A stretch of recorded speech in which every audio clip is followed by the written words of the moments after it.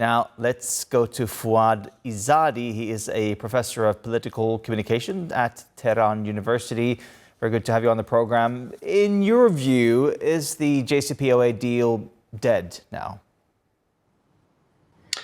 It has been dead for about 7 years. It was 7 years ago that Trump left the agreement without any justifications. He said that the agreement was signed by Obama and he hated Obama, so he was trying to undo Obama's foreign policy. The European countries in practice left the agreement after Trump did. As the Russian representative said at the UN Security Council meeting a couple of nights ago to the French ambassador, they have a big brother. America is Europe's big brother, and the big brother punishes younger brothers if they misbehave, in the big brother's opinion. So the nuclear agreement has been dead for many years, and that is why the claim that the Europeans have that they have a snapback sanctions against Iran is illegal, because they are not in a position to do so. You need to be a participant of an agreement to be able to use its articles. You cannot pick and choose articles, and this is what Europeans have done. This is why you have a disagreement within the UN Security Council. Russia, China, Pakistan, Algeria did not vote with the other side. Even South Korea, that introduced the resolution, voted non-committed when it came to voting. So we are in uncharted territory when it comes to legal issues at the UN Security Council, and my suggestion would be not to take Europeans' claims seriously. Okay. Well, the Europeans seem to think that this is not the end of diplomacy. They want diplomacy to continue. Do you see that as a possibility that we're now going to move on to another sort of diplomatic phase in these nuclear negotiations?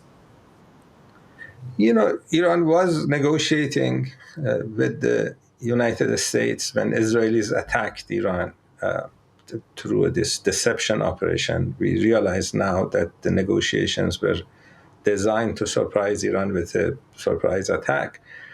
Iran was negotiating with Europeans when the United States attacked Iran a few days after the Israeli attacks started. Iran gave the other side a lot of options, and because the U.S. did not like those options, Europeans, as I said, had to follow U.S. lead. So Iran has been at the negotiating table. The United States called their attack on Iranian nuclear sites a midnight hammer. So what they have done is that they have taken that hammer and they have smashed the negotiating table. Now, one of the things that they were asking was for the IAEA to be given access to those sites that were bombed. And they also basically want Iran to give up its enrichment program. Looking at these sanctions now being reimposed, was it worth it for Iran to stand up to these demands? You know, this is another reason, it's good that you brought this up. This is another reason that Europeans are not part of the nuclear agreement, because in the nuclear agreement, Iran is supposed to have 3.67% enrichment.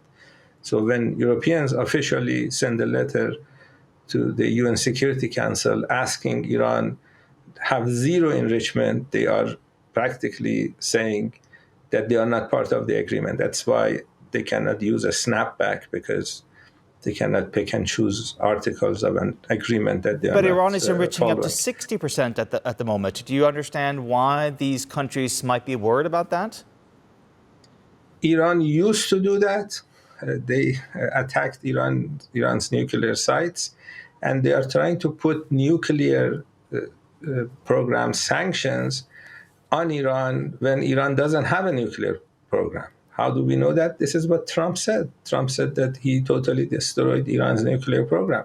So how can you sanction a country for a program that the country doesn't have? There are a lot of inconsistencies in what the Western governments are saying. That's why I suggest don't take them seriously. All right, Professor Izadi, very good to have you on the program and to hear your analysis. Thank you so much. Thank you.